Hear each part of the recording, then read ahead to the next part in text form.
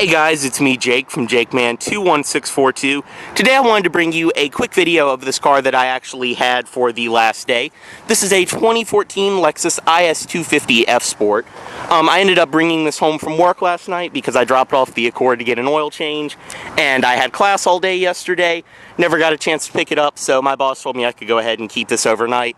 So I thought I'd take a quick video of it before I bring it back this morning. Of the last few cars that I have brought home from work, I just haven't had time to do a video of it, but I felt like this one was a little bit special and I would try to grab one.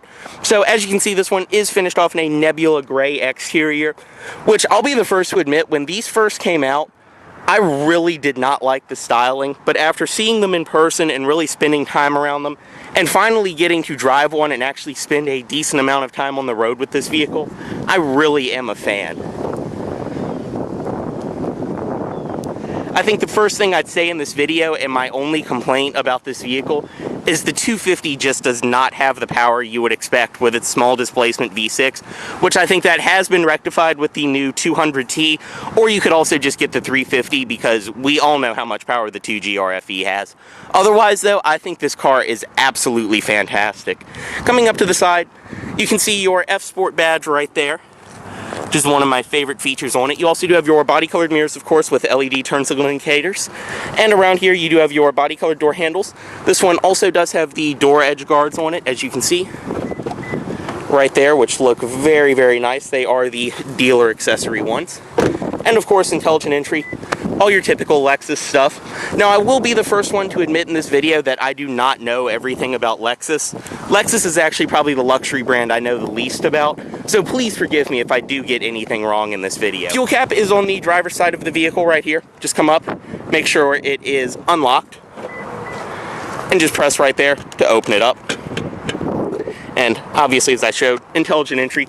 Down below, this one is riding on Nexen tires. They are P255/35 ZR18s, so 18-inch alloy wheels, and these are the F Sport specific alloy wheels. It is riding on a brand new set of Nexen tires. You do have rear disc brakes, of course. Around the rear, dual exhaust below, and you can see your IS250 badge right there as well, and your LED taillights. And overall, like I said, it's just such a nice looking vehicle. You can see some of your chrome trim around the belt line on the windows as well. And this one does have tinted windows. They are 35% just like my Accord, and they look fantastic. F Sport badge on this side. As well as up front, you also do have the projector headlights with your LED DRLs down below, which once again, just a very nice look to it. Also, driving this car out on the back roads near school last night, these headlights are absolutely fantastic. They light up everything on the road. I didn't even have to touch my brights once. And of course, you get your typical newer Lexus spindle grille right there. So, stepping inside of this vehicle, I believe I have filmed a tour of this when it was on the lot at work, but I'll probably just scrap that if I haven't uploaded it and upload this video since I do have the car. I can give you a little bit more of my opinion on it. Now down below you do have your puddle lamps on the doors and your nice stitched padded armrest, padding up top on the door, and this very nice looking silver trim as well. All four of your automatic windows, power locks, power mirrors, all of that. Your Lexus door sills down below, and this one does have a full power driver's seat. And it also is equipped with the new Luxe leatherette interior, which honestly, you could tell most people this is leather and they would never know the difference. It's very, very high quality. It feels better than what most manufacturers like to claim is leather. You get the perforations in the middle, which look very, very nice on the seats as well. And overall, these seats too are so comfortable. I'd say they're one of the only vehicles as of lately I've driven that fit me just as well as my Accord does. To start, foot on the brake, and just push right here.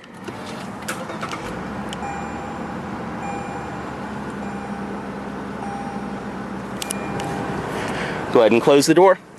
Inside of this IS250, you do have a nice leather wrap steering wheel, very high quality feeling, and it's thick bolstered as well, which looks very good. You do have your audio system, Bluetooth phone controls, and all that on this side. F Sport badge down below, which is probably one of my favorite design elements of this vehicle inside. You do have over here all of your controls for your gauges, things like that. The maintenance reminder light is on in this one. I can't figure out how to turn it off, but there's not actually anything wrong with this car. But you can go through here, press this, and the gauge will move back and forth It's a very cool design, very LFA inspired, but you can scroll through all your different settings, range, things like that. It will bring up radio information and everything else. Or you can just close it and have a very normal gauge cluster, which is how I've usually been leaving it. Down below you do have your trip odometer reset, gauge dimmer, your parking brake on and off, which it is a push on, push off one, as well as your blind spot monitoring. Dashboard itself, all nice soft touch material around here. It looks great. You do have the stitched leather above that as well. You can see your navigation system right there, as well as my sunglasses, which are kind of just thrown up there because that's the one thing this car is lacking. It's a sunglasses container. I don't know why it doesn't have one. I find that something odd to be excluded from a luxury vehicle, but this has been a decent place to throw them.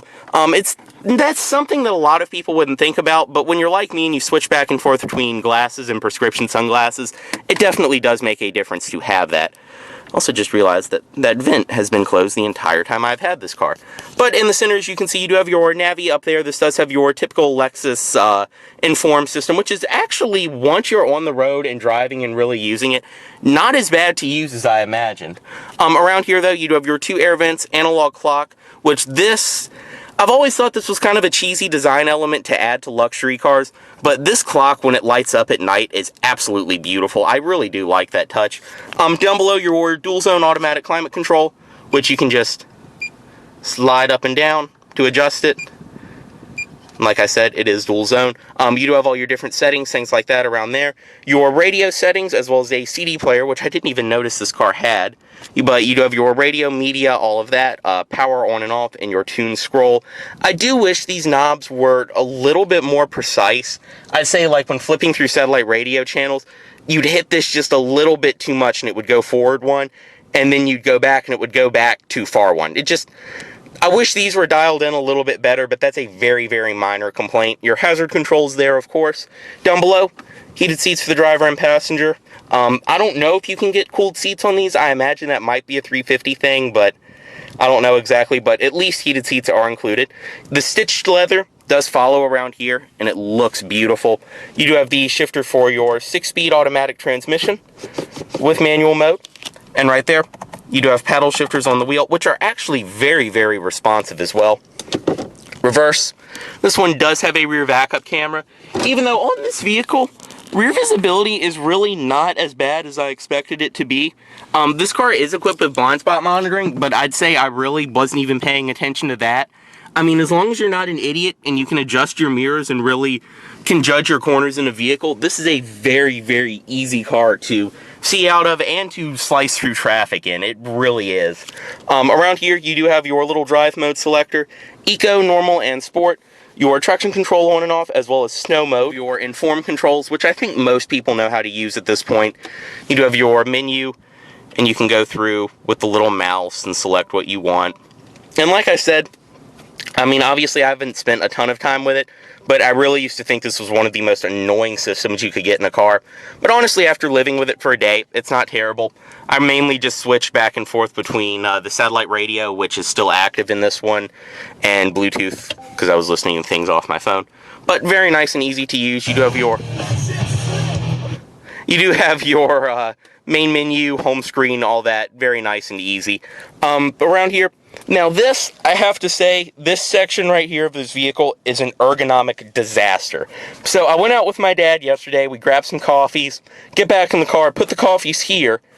My dad's arm is just kind of awkwardly chilling here, so he wraps it around and is right here, so then I'm trying to drive and my arm's kind of just awkwardly. There's so many places that these could have gone so both passengers can have a drink and an armrest. Like, I know it looks great, but like I said, this is just an ergonomic disaster right here. I don't know why they do it. It's perfect when there's just one person in the car because your hands fall right to the controls anyway, but with 2 people, this can get a little awkward. Inside of there is some storage. It's not as deep as you'd expect, but it's a nice storage compartment. You do have auxiliary in and 2 USB ports, actually. And overall, otherwise, inside, like I said, seats are very, very comfortable. Up top, you do have your sunroof, as well as all the sunroof controls. Interior lighting, which I was surprised to see is actually incandescent bulbs on a 2014 Lexus, but that's got to be something they've changed by now. But Either way, interior lighting right there, your SOS, and then a auto dimming review mirror.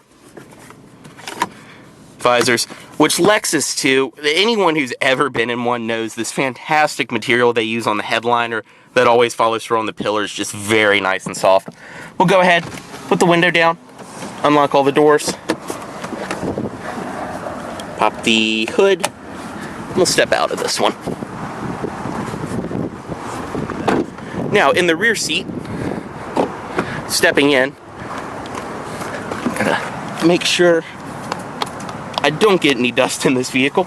Now, the first thing, which I just learned the hard way, very, very low roof on this vehicle. So you do have to duck a little bit because I did just kind of smack my head on it. But once you're in the back seat, I mean, this definitely is a smaller car and the seat is where I would sit, but it's still not nearly as bad as the second gen IS.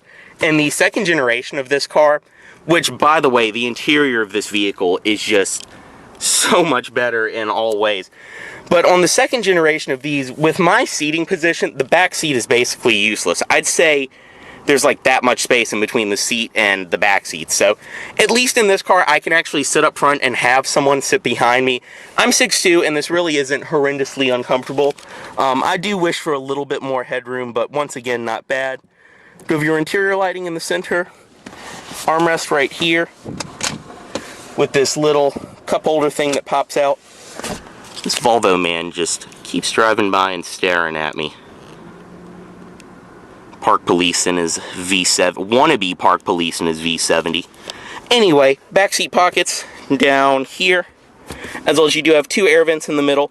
And in typical IS, or just typical rear-wheel drive car fashion, you do have this pretty large tunnel in the middle. But once again, this has been improved over the older one, because I'm sure anyone that's driven the older one does remember the very, very large humps, especially on the all-wheel drive one, that just jut out into the driver's footroom.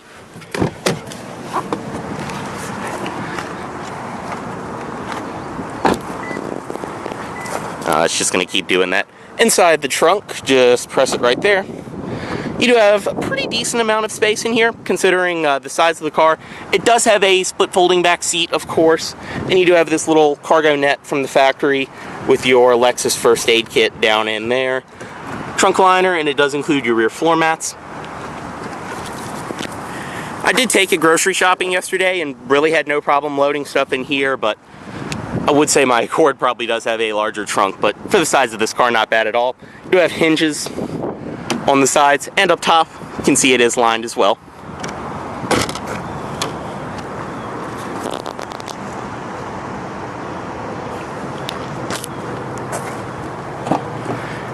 Everything follows through over here.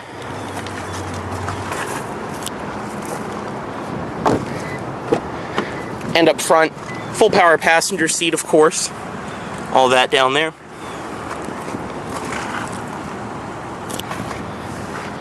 And you can see your footwell lighting, of course, too.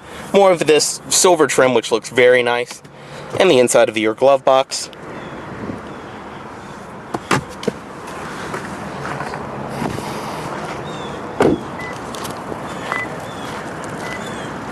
And up front, you can see the LED daytime running lights. I'll actually go ahead and pop the headlights on just for this video.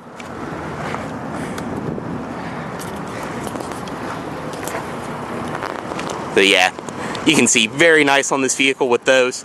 Like I said, this thing was a dream to drive on some back roads last night. Now, up under the hood, as I said earlier in the video, my only complaint with this vehicle really is this engine. This is the 2.5 liter direct injected V6. And while I'm not saying this is a bad or unreliable engine by any means, and I know the smaller displacement V6 does have its following, I think its time has come and gone. Definitely in a car like this new, when you get on it, it's just what you expect is not there, especially if you've driven a 350 before or anything with the 2GR V6 and you know the pull that has. This does not really feel that much faster than my 4-cylinder manual Accord, which I know I'm going to get hate for that, but after driving this, the exact same commute, the exact same drive I do every day with my Accord, it's got get up and go, but just not what you'd expect. Still a fantastic engine though, It does sound great. Toyota engines always, especially their V6s, always have that sound that you just know from them. I just wish it had a little bit more power, and I think the new 200T does solve that, because in all honesty, a GTI or something like that does feel a little bit quicker than this car. But as you can see too, I'm also surprised. This is one of the first Lexuses I've seen in a while where you can actually see components under the hood. It's not just plastic city under here. But we'll go ahead and close that. And please, please do not take what I just said to heart or as an insult. It really is a great car. It's a great engine, but I think the smaller displacement V6, like I said, its time has come and gone. The new Turbo 4 and the 200T, I'm very curious to see how that does. And I've always been a fan of the 350. I think that is a fantastic car. This is still very fun to drive as well. I'll give you a quick rev, and you can see what I mean about the V6 does sound fantastic.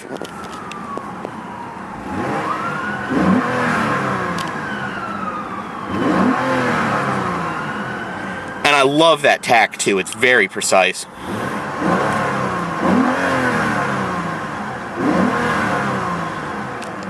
But we'll go ahead, cut it off right there. And as always, guys, thanks for watching. Any questions, comments, anything like that, drop them down below. Really wasn't planning on making a video this long of this car, but hope you guys enjoyed it. Thanks for watching.